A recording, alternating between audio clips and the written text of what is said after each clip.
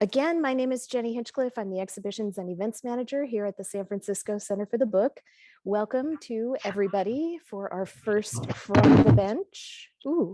Our first From the Bench of 2022 with Keri Miki-Lani Schroeder of Coyote Bones Press. So thank you, Keri, for joining us. A little bit of general housekeeping. Go ahead, please mute your microphone. We want to give Keri our full attention this afternoon. So I'm going to go ahead. I'll read a little bio, a little bit of info about Keri. Keri is a book artist and proprietor of Coyote Bones Press based in San Antonio, Texas. She creates limited edition artist books and is an instructor at various institutions. Keri holds an MFA in book art and creative writing from Mills College and has worked at Flying Fish Press and Book Lab 2 as an edition bookbinder. Keri's work examines landscape and objects as metaphor for the human experience, with a strong curiosity behind how we understand and navigate space. Her work takes form as movable structures, intricate boxes, and encasements for found objects, becoming multifaceted amalgamations of deep research, firsthand observation, and extended meditation. Reoccurring themes in Keri's work include memory and mourning, the environment, and histories of the Mojave Desert, relics, artifacts, and the paranormal. Her books are held in many prominent collections, including UC Berkeley, UCLA, Stanford University, RISD, the British Library, and Savannah College of Art and Design.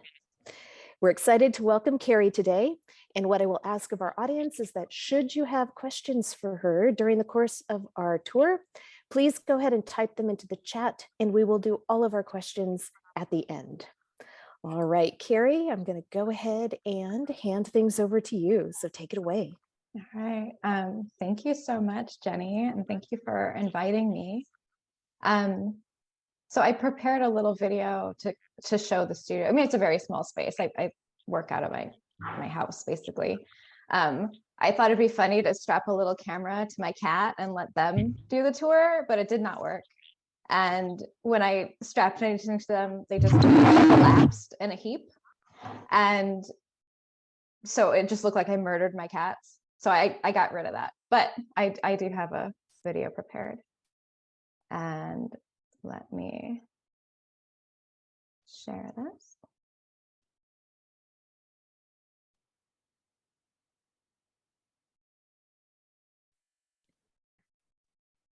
Okay, so this is Mischief, and my little studio going on here. And so I live in kind of a loft thing. So my whole bottom floor is my studio. These are my tiny hand collection here. This is the cabinet where I just kind of keep samples of materials and also models for different structures. I try to, and then just strange little knickknacks that I like. I got my fancy new IKEA pegboard with all my tools. I collect a bunch of rulers and bone folders, just like every other bookbinder I know. And this dresser here, it's kind of an eyesore. It was here when I moved in, but it's very sturdy. And this entire dresser is filled with book of hours, which is I'll talk about in a second, but this is the collaboration with Julie Chen. And so all of the pages that I have yet to bind are all in that cabinet there. This is where I teach. I teach workshops online at different book centers, and this is my little setup. And this is actually where I'm sitting right this second. So it's weird to see it from this point of view. And I got my little chupacabra watching over me. I found him at a swap meet in, I think, 1998. It's my longest relationship. And this is the kitty cat corner where they also supervise my work. Little cutting table. I have a cut trimmer, and that's a slug cutter up on the top there. I use it to cut strips of steel down for magnetic enclosures. And each of these cubbies here, with the workshops, each little cubby has a different workshop that I teach. So it's all the materials and handouts and everything. And the new me is trying to be very organized this year. I also finally got a pail tipper, which is a thing on the bottom. I thought I got more of it in there, but that's all full of glue. And it was always a adventure pouring out glue from that until I finally got this little harness. And I'm really excited about that, probably more than I should be. It was always dangerous doing it the other way. And this is one of my favorite tools in the studio. It's one of those things that I didn't know I needed until I had one. And it's a Timothy Moore signature punch. My little Poco proof press, I don't use it as much as I should. If I have to do actual printing, I use the shared Vandercook at the school I teach at. And I also recently got this little Kingsley foil stamper that I actually really love.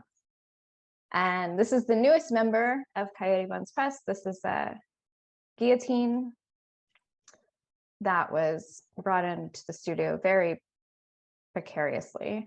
I think moving equipment is always just a scary adventure.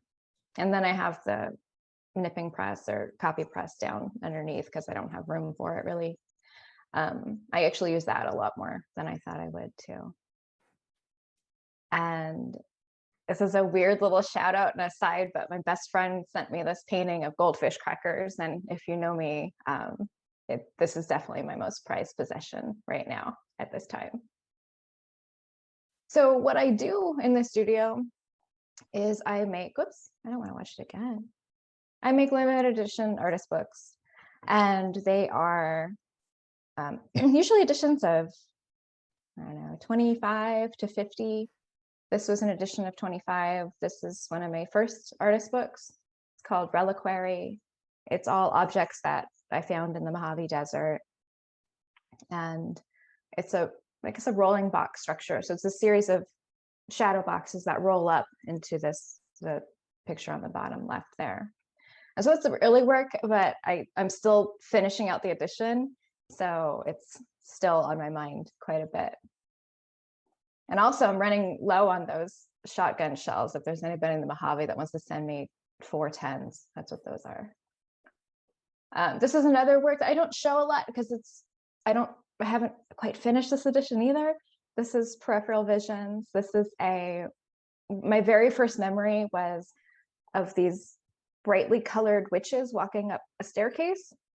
I was probably 2 or 3 years old.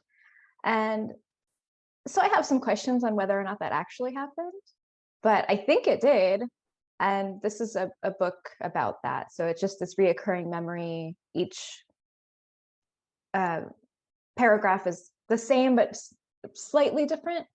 And it's this back painted, what is it called?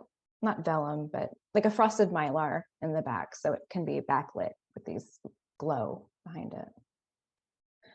This is another early piece. Then when I was I always feel like I talk about the same 3 books over and over again. So I wanted to throw some other stuff in there.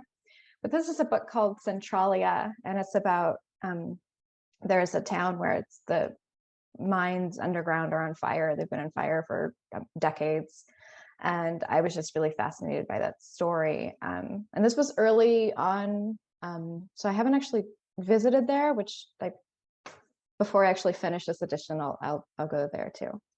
But it was a series of watercolors and with salt and foil and just adding all these things into watercolor paintings. And then the text is an article about Centralia that I ran through an automatic poetry generator. So I just threw the whole article in there, and then it just gave me these kind of poignant poetry lines, I think. And I liked the randomness of it. This is Influx Structure. This is a book from a few years ago. It's letterpress printed, it's pressure prints, and then the text and everything is letterpress printed. It has these iron filings I really like magnets. I like books that do things that you don't expect them to do. So this book is about just changing landscapes and the systems, human systems within our bodies and within just the environment, and connecting those things. So there's like the circulatory system, and then the Nazca lines, and just these forms of movement and communication. And it's just always in flux, I think. And so the iron filings are clustered over a hidden magnet in the cover. And then when you open it, which is the picture on the upper right-hand side, it falls away from the magnet and it just becomes dust again. So I like this idea that the reader directly affects the book and the structure, and it'll never be whole when the book is open. And I like that they have a direct effect on the story and narrative. This is one of the more, I guess, personal books. This is Your Name is Safe, You Can Rest Now. This is about my great uncle Riccio, who was in the 442nd US Army Infantry during World War II, and he was killed in action. And this photo on the bottom right, so it's the same photo on every panel. And I just remember this photo being in all of my family's houses, all growing up. And I would always hear stories about like Uncle Ricky, and he became a real character in my life. And then, you know, my mom would say things about Uncle Ricky and like things Uncle Ricky liked. But then it wasn't until I was an adult where I was thinking back, I was like, my mom wasn't even born before he died. So it was strange to me that she knew him as memories from her mother, and then I knew him from memories from my grandmother and mother, but I never met him. My mom never met him. It was just this idea that he's still living through this sort of changing memory. And this is what I like to call my dead bird phase. This is Consume. This is a series of 5 books. There were about 5 different birds that have been hunted to extinction on purpose, and for things like food or for sport, or just because, like the Carolina parakeet, just because they were in the way. And so there's drawings of each bird. I was working with an ornithologist for another book I'm going to show. And he had made a comment about how he was showing me his favorite bird illustrators. And he made a comment about how the problem that bird illustrators have is that they try to make birds look alive when they're dead. Like they'll draw from taxidermied bird skins and try to make them look alive, and how you can never make anything dead look alive. And so I was thinking about that. So instead of trying to draw, and all these birds are extinct, so when I was trying to draw them, I didn't bother to pretend they were even alive. So it's these memorial portraits, I guess, of these birds, and then with a little piece written about consumption and what is ours to consume, what is ours to take, how do we differentiate between usefulness and just what is ours. And it's a series of, or edition of 5, because each comes with one of the original drawings.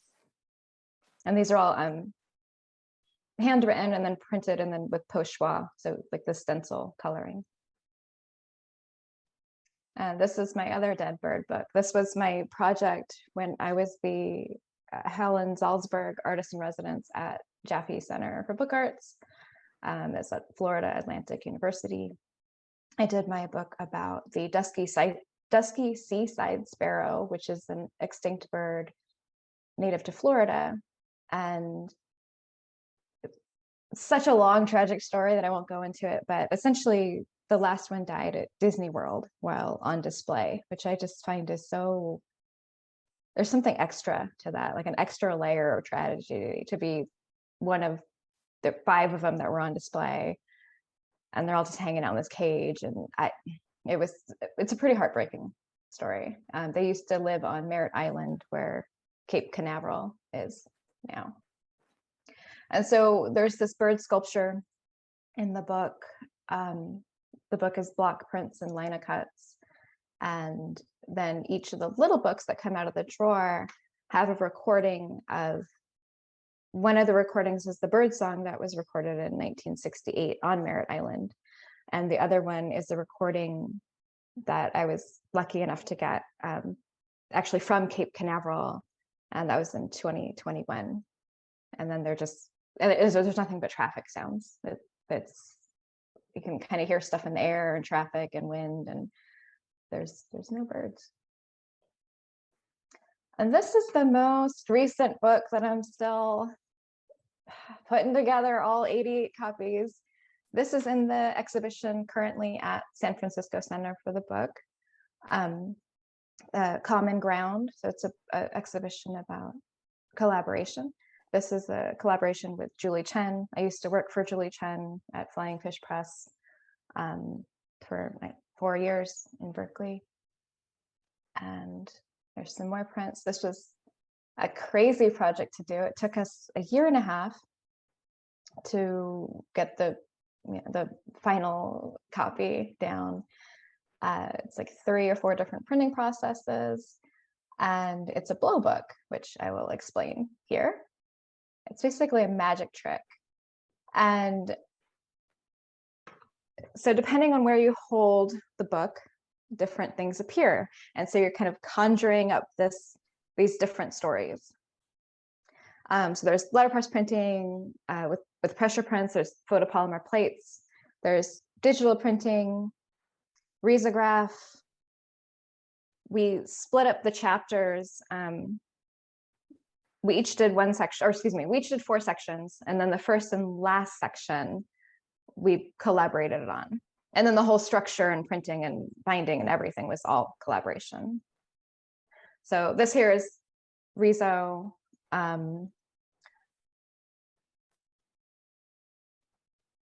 There's this weird music playing and I don't know why. I don't know if y'all can hear it. I can, it's very loud. But so we have these hand holdings. Each chapter was about time and just about how time was moving so strangely. Can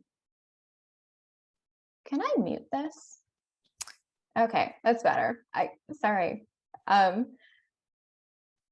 the whole book was about time and how last year during the, with lockdown, pandemic, or not even last year, the year before, we started this project in the spring when everything just really started shutting down, because we noticed how we started really paying attention to time and how it seemed very elastic. Things were just so many life-changing, unprecedented events were happening all around us. And yet in our own homes and studios, there was very little changing. And so it kind of goes from these different, like we talked about, like the COVID numbers, and then well, she was in California and then I'm in Texas. So we have that kind of juxtaposition. I have like literal crystals growing on poetry, which I still think there's a joke there about concrete poetry that I haven't worked out yet. And this sequence here is the sunrise and sunset, which, time kind of became irrelevant at a certain point and blended together. So that is the sunrise and sunset photoshopped together and then risograph printed. And so there's 88 copies, and it is pretty intense to bind. And then the last thing I'm going to just mention real quick, I don't usually show works in progress, but I thought I'm kind of stuck on this book and maybe it would help. So I'm doing a book about the king clone creosote bush, which is in between Lucerne Valley and Johnson Valley in California. And the king clone is one of the largest, or one of the oldest living organisms on Earth. They think it's between like 9,500 and 11,000 years old, because it's a clone of itself. So the center little shrub dies and spreads out and becomes this almost like a crown shape, like a corona, which is, I don't know, I was really drawn to it, and it smells really weird. It smells like rain and a little bit like gasoline. It's this very pungent odor. And there's just something to it that this bush that has been here for so long. I mean, this was around when we had woolly mammoths on Earth. It's older than all of recorded human history.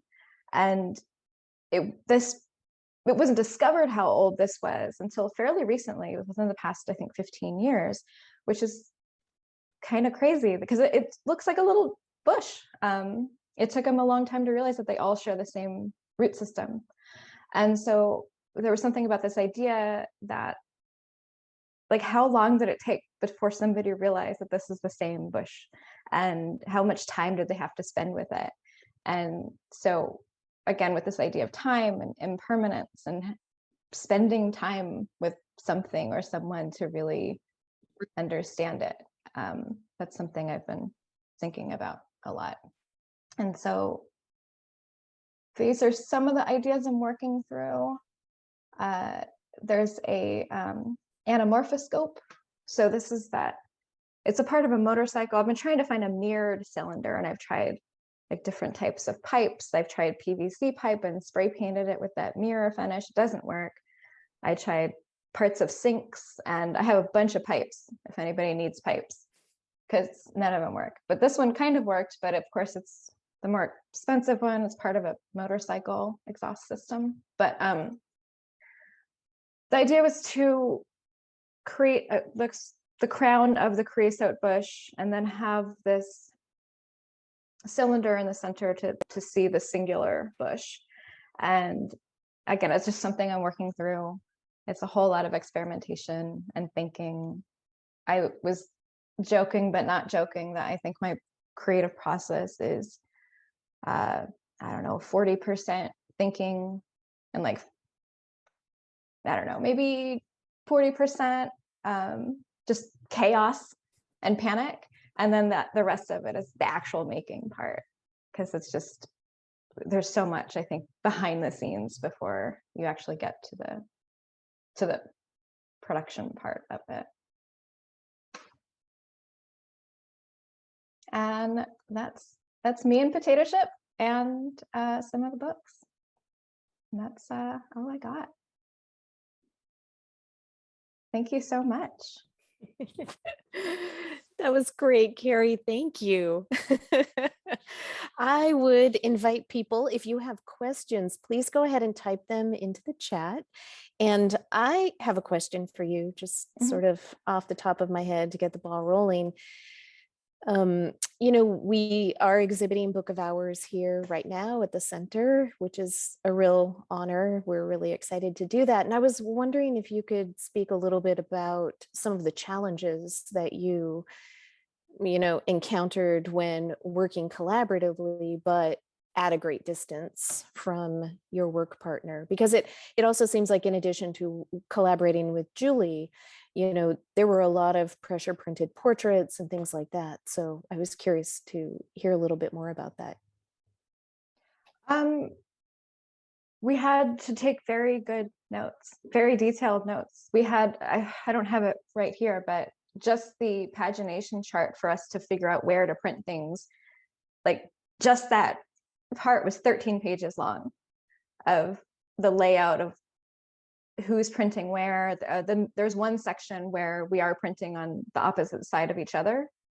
And so I printed my part, and then I had to ship everything to Berkeley, and then she had to print her part. And because the pagination is so insane,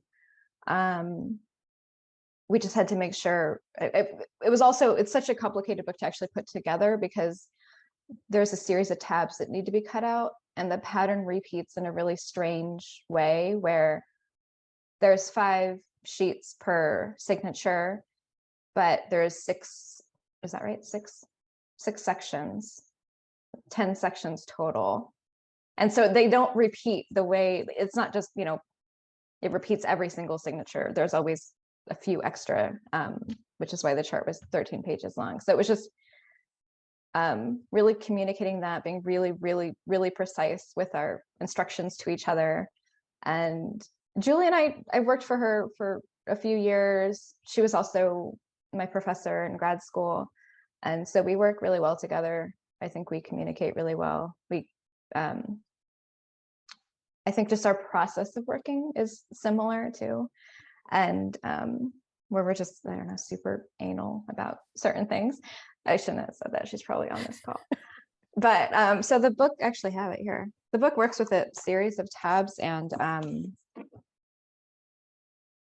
it was also, it's wonderful working with her, but it was difficult because we both just had such crazy ideas. Like when this book started, I made the first model, and there was, I think, 10 pages of 6 each. And then she was like, okay, I like it. It's just like, but what if we did, 26 sections? I'm like, why? Or 26 pages for each section. So that's what we ended up with. And we had regular Zoom meetings. We talked about once a week or so, tons of emails, tons of, texting randomly, like, oh my gosh, don't finish this thing because I got a different idea for it. So it worked out. Yeah. Wow. Thank you. Yeah, it's a gorgeous project. Congratulations to you both. Yeah. Lori Foster has a question about the creosote book. She says, I see the reflection on the muffler. Can you tell us how you got the image? I took the photos. Oh, I didn't mention that part. I went to, it's about an hour north of Palm Springs. So I went to Palm Springs. I drove up there. I just hung out with the creosote bush for about 2 days. I get real weird with my projects. That probably wasn't necessary. I probably could have found pictures online, but I did go there before I did a residency in Cahoots. So before I went there, I was in Lucerne Valley.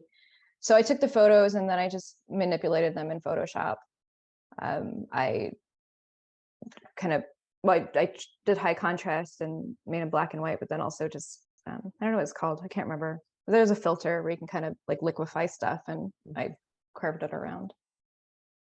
Getting the exact angle is still not perfect, but I'm working on it. There's probably a mathematical formula, but like the diameter of the pipe, but I haven't gotten there yet. Any other questions for Keri? We have just a couple more minutes here. We could take another question or two. All right. Well, maybe we'll go ahead and we'll wrap up since everyone is so amazed by your work that they are rendered super speechless. Thank you so much. Your work is beautiful, and we're always really thrilled not only to see it in person, but be able to exhibit it. So thank you. Thank you. I look forward to seeing your new project. So that's Me really too. exciting. We'll so I know. Going. Here's another question: for Codex or not? Do you think well, I don't want to jinx myself. Okay. By saying that. That was the original plan. Yes. Yeah. But so yeah, for Codex, this is my first time with my own table at Codex. So I'm excited for that too. Well, we're excited to see you in the Bay Area in April. So thank you for being our first presenter of 2022 for From the Bench. We're really glad to have you. And I will say that we will be having Zoe Goring of Cave Paper next month for February, on February 3rd. So if you are interested in joining us then, please come on back.